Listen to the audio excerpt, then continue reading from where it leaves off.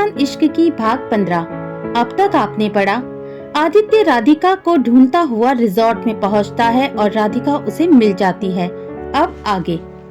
आदित्य को राधिका बेहोशी की हालत में मिलती है। वो उसे अपनी गोदी में लेकर बैठता है और सब हॉस्पिटल के लिए निकल जाते हैं। राघव ने हॉस्पिटल में फोन करके पहले ही बोल दिया था। वहाँ स्ट्रेचर लेकर वार्ड बॉय, डॉक्टर और नर्स पहले ही खड़े थे।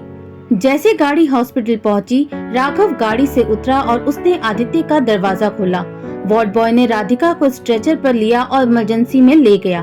आदित्य, राघव, कावेरी, भुवन, राजीव और लाजो सब इमरजेंसी के बाहर खड़े हुए डॉक्टर के बाहर आने का इंतजार कर रहे थे।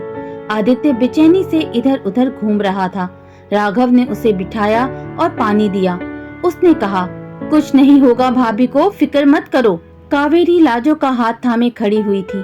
अचानक उसे चक्कर आया, वो गिरने को हुई तो लाजो ने उसे संभालते हुए कहा, दीदी क्या हुआ? राघव ने देखा तो उठकर कावेरी के पास गया। उसने कावेरी को पानी दिया और नर्स को उसे देखने को बोला। नर्स उसे लेकर रूम में गई। उसने आकर बताया कि कावेरी का बीपी लो हो गया है, इसीलिए उन्हें चक्कर आ गया। थोड़ा रेस्ट करेंगी तो ठीक हो जाएगा। राघव ने लाजो को कावेरी के पास जाने के लिए बोला। लाजो कावेरी के साथ रूम में चली गई। राघव फिर वापस आकर आदित्य के पास बैठ गया। 1 घंटे बाद डॉक्टर बाहर आए तो आदित्य उनके पास गया और पूछा, कैसी है वो? डॉक्टर ने कहा, कुंवर वो ठीक हैं। उनके सिर में चोट लगी है, हमने बैंडेज कर दी है।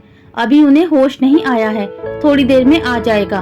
उनके राइट हैंड में हेयर लाइन फ्रैक्चर हुआ है तो हमने प्लास्टर कर दिया है और वो 1.5 महीने का रहेगा। बाकी उनके होश में आने पर पता चलेगा। आदित्य ने कहा, हम देख सकते हैं उन्हें? अभी उनको रूम में शिफ्ट कर दें उसके बाद, लेकिन आप बाहर से देख सकते हैं। आदित्य ने कहा। कुछ देर बाद राधिका को रूम में शिफ्ट कर दिया था। आदित्य ने रूम के बाहर लगे हुए शीशे में से देखा। राधिका के सिर पर पट्टी बंधी हुई थी और हाथ में प्लास्टर था। आदित्य को बहुत तेज गुस्सा आया। वो तेज कदमों से चलता हुआ बाहर गया। राघव, भुवन और राजीव ने उसे जाते हुए देखा तो भागकर उसके पीछे गए। आदित्य ने गाड़ी का दरवाजा खोला। राघव ने उसे आवाज दी, आदि कहाँ जा रहे हो, रुको। राघव दौड़कर उसके पास पहुंचा। मैं मार डालूंगा विक्रम और दिनेश को, क्या हाल कर दिया राधिका का।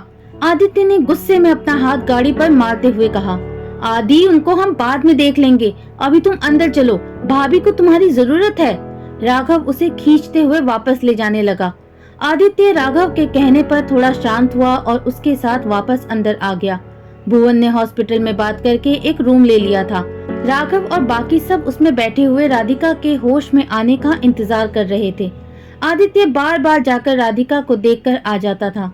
रात के 10 बज रहे थे लेकिन राधिका को होश नहीं आया था। आदित्य ने डॉक्टर को फोन किया कि राधिका को होश नहीं आ रहा है। डॉक्टर राधिका को चेक करने के लिए गए। उन्होंने उसे चेक किया और आदित्य को बताया कि सब ठीक है, राधिका को कुछ देर में होश आ जाएगा। कावेरी भी अब ठीक थी। 1 घंटे बाद राधिका ने हल्की सी अपनी आंखें खोली। नर्स ने देखा तो उसने बेल बजाकर डॉक्टर को बुलाया। डॉक्टर आए और उन्होंने राधिका को चेक किया। राधिका ठीक थी। उन्होंने बाहर आकर आदित्य को बताया कि राधिका ठीक है, आप मिल सकते हैं जाकर, लेकिन उन्हें आराम की जरूरत है तो बहुत देर उनके पास न रुके। आदित्य, राघव और कावेरी राधिका से मिलने के लिए रूम में गए।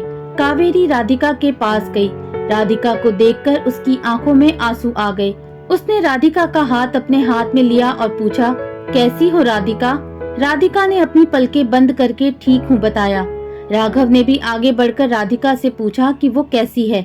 राधिका ने अपना हाथ उठाकर इशारा किया कि वो ठीक है। भुवन और लाजो भी राधिका से मिलने के लिए आए।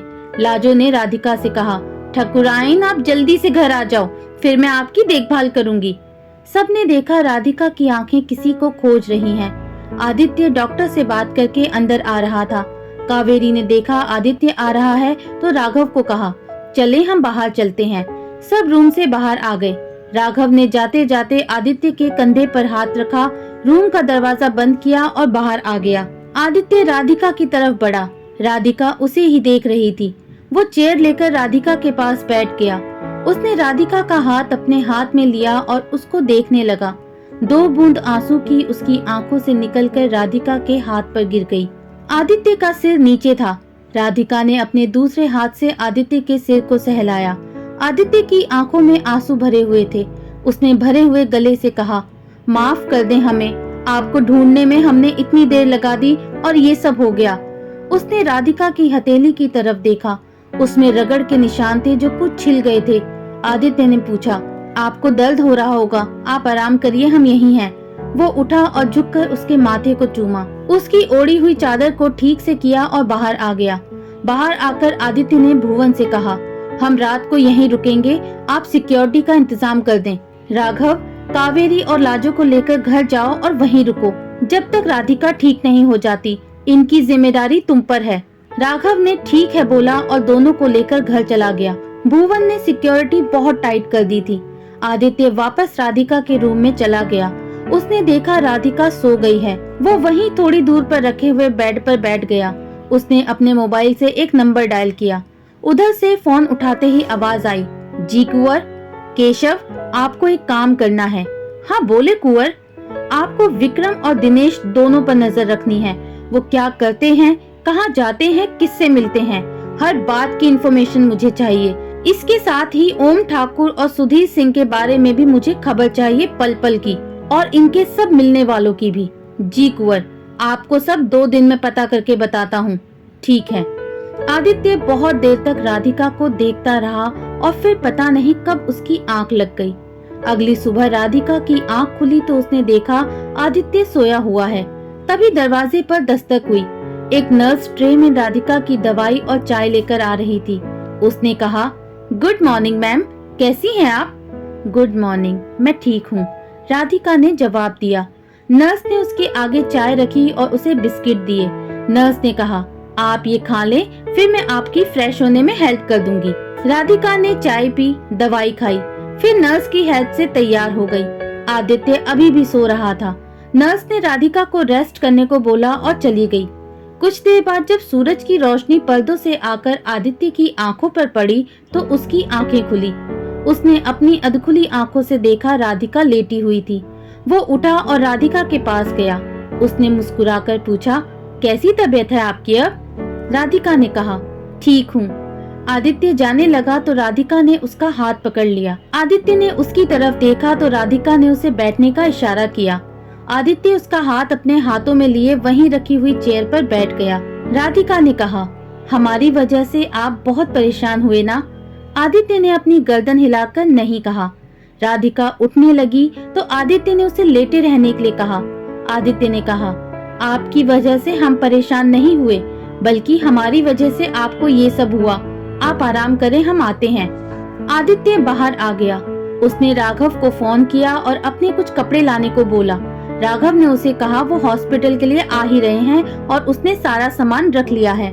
आदित्य वापस आकर राधिका के पास बैठ गया। कुछ देर में राघव, कावेरी, भुवन और लाजो सब आ गए। राधिका को आदित्य ने सहारे से बैठा दिया था। राघव कमरे में आया और बोला, गुड मॉर्निंग भाभी, कैसी हैं आप? गुड मॉर्निंग राघव जी, ठीक हैं। आप कैसे हैं? बस बढ़िया है भाभी। कावेरी ने आकर राधिका को गले से लगा लिया और लाजो ने भी। राघव ने आदित्य को कपड़े दिए और वो वॉशरूम में चला गया। कावेरी और लाजो ने तब तक नाश्ता लगा दिया था। आदित्य फ्रेश होकर आया। कावेरी और लाजो ने नाश्ता लगाया। सबने नाश्ता किया। आज राघव को ऑफिस में काम था तो वो कावेरी को अपने साथ ले जा रहा था। आदित्य ने भुवन से लाजो को घर ले जाने को बोला और वहीं पर रुकने को बोला। आदित्य ने सिक्योरिटी को भी टाइट करने के लिए बोला। भुवन लाजो को लेकर घर गया। लंच के लिए आदित्य ने मना कर दिया था। शाम को लाजो को खाना लाने को बोल दिया था। राधिका को डॉक्टर चेक करने आए तो आदित्य ने पूछा, कैसी है ये?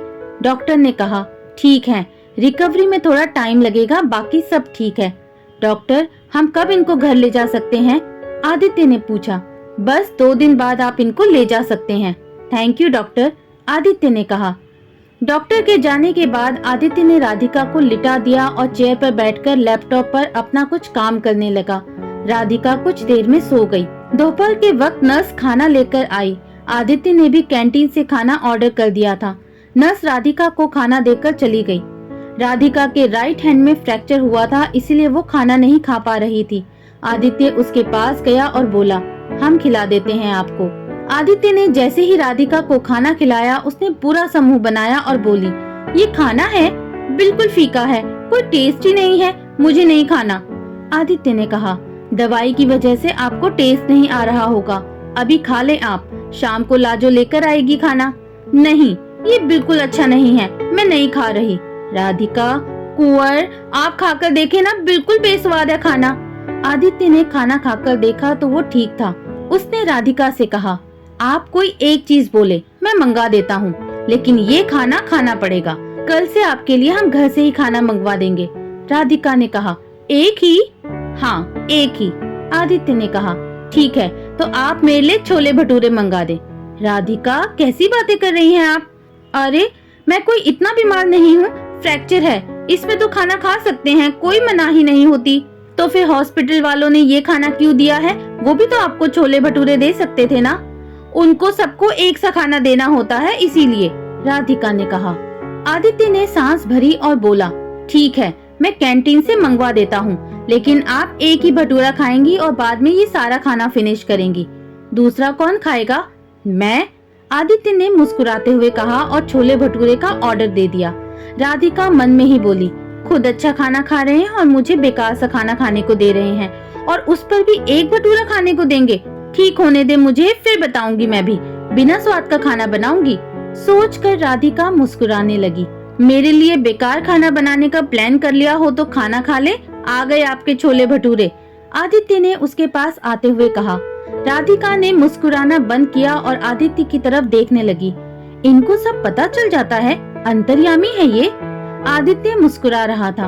उसने राधिका को खाना खिलाया, खुद भी खाया, राधिका को दवा दी और उसे लेटने का बोलकर बाहर चला गया। शाम को कावेरी राघव के साथ हॉस्पिटल आ गई थी। सब लोग बैठकर बातें कर रहे थे। तभी भुवन और लाजो दोनों एक साथ रूम में आए। ओहो, क्या बात है, आज भुवन और लाजो जी एक साथ। राघव ने भुवन को छेड़ते हुए कहा तो भुवन लाजो से दूर हटकर खड़ा हो गया। लाजो ने मुस्कुराते हुए राधिका से पूछा, अब कैसी हैं आप? राधिका ने थोड़ा सा उदास होते हुए कहा, ठीक हूँ। लाजो ने पूछा, क्या हुआ, आप उदास लग रहे हो, ठाकुर जी से लड़ाई हो गई क्या? हाँ, लड़ाई ही समझो लाजो। आदित्य ने कहा, लो, ये क्या बात हुई ठाकुर जी, एक तो ठकुराइन की तबीयत ठीक नहीं है, ऊपर से आपने लड़ाई कर ली। हाँ, तो ये खाना नहीं खा रही थी क्योंकि वो इन्हें पसंद नहीं आया, तो छोले भटूरे मंगवाए इनके लिए। आदित्य ने कहा, उसमें से एक ही खाया मैंने। राधिका बीच में ही बोल पड़ी, हाँ तो आपके लिए खाना आया था ना, फिर क्या? राधिका ने गुस्सा होते हुए कहा। ओहो, बस करें आप दोनों, क्या बच्चों की तरह लड़ रहे हैं? कावेरी ने कहा।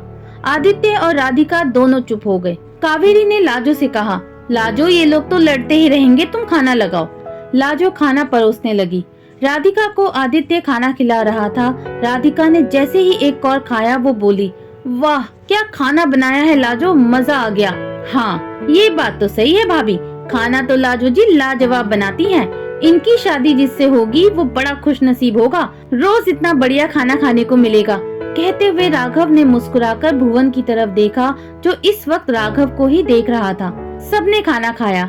आदित्य ने भुवन को लाजो को वापस घर ले जाने के लिए और उसका ध्यान रखने के लिए बोला। अगले दिन संडे था, ऑफिस की छुट्टी थी। राघव और कावेरी अभी हॉस्पिटल में ही थे। कावेरी का मन था राधिका के पास थोड़ी देर रुकने का, इसीलिए राघव भी रुका हुआ था। आशा करती हूँ दोस्तों, कहानी का ये भाग आपको पसंद आया होगा। अगर पसंद आया है तो प्लीज मुझे कमेंट करके जरूर बताएं। अगर आपको ये कहानी अच्छी लग रही है तो प्लीज मेरे चैनल को ज्यादा से ज्यादा लाइक, शेयर एंड सब्सक्राइब करें। बहुत जल्द मिलती हूँ आपसे इस कहानी के अगले भाग में। तब तक के लिए बाय बाय।